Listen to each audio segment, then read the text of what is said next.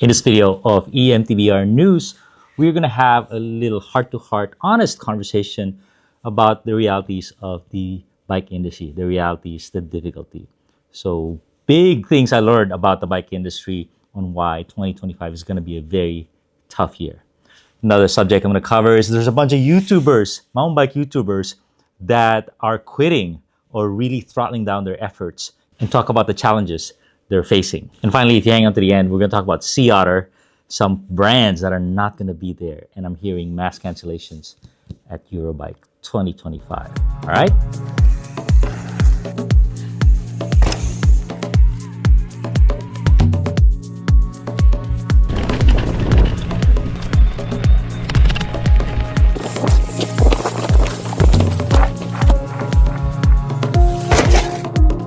Okay, 2025 is supposed to be our recovery year for the bike industry, right? But as I talked to people, I just got on the phone yesterday, had some live conversations. I'm learning that 2025 is going to be a very tough year. If you can go flat, you have hit a home run. And there's going to be a lot of difficulty, layoffs. There's going to be businesses shutting down, brands shutting down. So it's going to be rough. And why is this happening? I'm going to give you 4 reasons that I learned why 2025 is going to be tough, much tougher than we expected. The first one is eroding consumer confidence. You know, let's face it, we are in the high end of bikes, and if you're going to spend 5 grand, 10 grand, 15 grand on a bike, you better be confident that things are that the kids are going to have the nice clothes and they're going to go to a good school and whatnot. And that is not happening at the moment. Economy is tough. We are not recovering, you know, there's a lot of issues. So personal anecdote, I know 11 folks, relatives and friends who lost their job. I'm in the Bay Area, California. They lost their job in the last year, and 11, and one of them found a job. The other 10 still struggling, you know. So layoffs are a new normal. You know, even in the tech firms that are doing well, they just do a haircut, 5%, 10% haircut all the time, even though their stock's up. And that's how they keep their stock up. And a lot of companies are having trouble too. So a lot of layoffs. If you work for the government, you are not in a happy place. There's a lot of stuff going down there. And, you know, jobs that you thought were safe, you had a pension, not going well. Very unstable. And instability, uncertainty really denotes or connotes risk, and people just hang on to their purse strings, so to speak. They tighten that thing up. You know, I'm not spending nothing.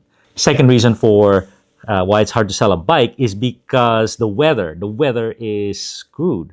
We are now in March 6th, and we have some major storms coming into California. I hear in the Midwest, the East Coast, there are 100 million people that are on winter alert. And let me tell you, bad weather in March is not a good thing because people don't want to buy bikes yet. You know, they delay their purchases. And March is kind of a bellwether for the bike industry on how the year is going to be. So bad weather is always bad. And there's really kind of a major shift happening in the weather pattern. You know, we are now getting winter up to March. It kind of shifted to the left, and then we're getting warm weather in October, right? So this is not good for the traditional bike industry, because we want to see some good spring sales before we put stuff on sale or close out. Same thing with the ski industry. You know, we're getting some good snow in March and maybe some April, but no one wants to ski anymore. You know, so these weather patterns are affecting the bike industry adversely. Third issue, and this I did a lot of research on, very important, is inventory is still really clogging up the bike industry. The inventory problems where you have too much parts, and dealers have it. They finally cleared out their stuff, and then manufacturers have it. They have so many bikes, thousands of bikes that are unsold. And then I learned of this new concept. They're called the assemblers. So it turns out in the middle of all these manufacturers is these assemblers. The assemblers get the frames from the manufacturers, from the frame factories, and then they buy all the parts according to spec, and they put it together in a box. And there's so many of these guys. They are a key cog of the bike economy, and they can be in Taiwan, in Vietnam, in Europe, Czechoslovakia, wherever is strategically advantageous for taxes and tariffs, and shipping. That's where they're going to be. And these assemblers, they have a big job. They put the bike together. They're responsible for buying the parts. So they get the frame from the bike company, and then they buy from SRAM, from Shimano, from Praxis, from Schwalbe, and they're out a lot of money based on forecasts.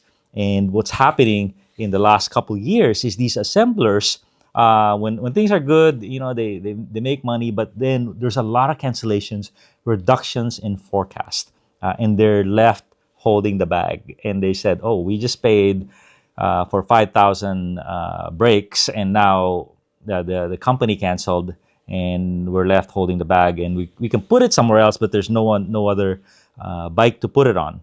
So this is the inventory clog that's happening. This is a major clog in inventory, and it's still happening today in 2025. That's why you're going to see, some 2025 bikes with 2023 parts. Like, what? Why is this crank here, or why is this fork here? It's because of this issue, and this is, it's a problem that needs to be cleared, needs to be solved. It's like a what do you call that? A constipation. It has to be cleared, and the customer doesn't want it. I don't want that old stuff, but it exists, and it is plague. It's going to plague the industry for a few more months and years, maybe. The third issue, and notice I didn't put this number one, is tariffs and taxes. So there's a lot of things going on here. Tariffs, 20% tariffs on China, and all these raise the prices, bring uncertainty, and it's gonna raise the price of a bike that people think is already too expensive.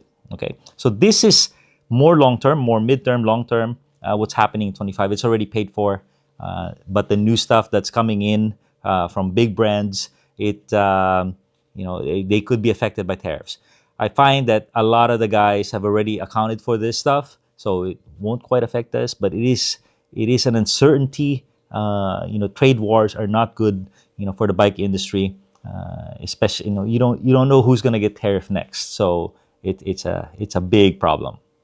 All right, the second subject I want to talk about is a lot of YouTubers, mountain bike YouTubers, are going out of business. They are shutting down, or really putting their efforts on the down low. Maybe they got to get a day job again. So, there was a rise of YouTubers 6-7 years ago, because of the action cam and the gimbal, and I have a couple stories before I leave the subject about BKXC and Seth. And what's happened is they all found a niche. YouTube pumped them up, and they would start making money. They had brand relationships, and they could just strap on their GoPro and make a video every day, every other day, and it was awesome. But now a lot of them. So I'll name a few of the ones I know, that the ones I watch, that are really tuning down. So Lone Ranger, I just saw his video. Great guy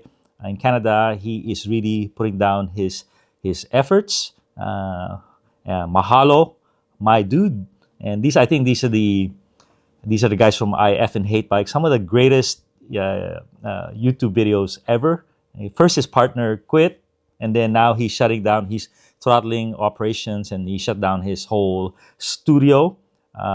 Remy just had a video of how all his major sponsors are leaving him, and everyone. Kyle and April, they've had their problems. They had 345,000 subscribers, but Kyle left, and it's now up to April to carry the torch. But you could see what kind of there's a place called View Stats where you can view their stats long term. There's also, you can see how many videos they're putting out a month, and you could see that the effort is really going down on a lot of these guys. Phil, Skills with Phil, had a video, said a lot of his sponsors canceled.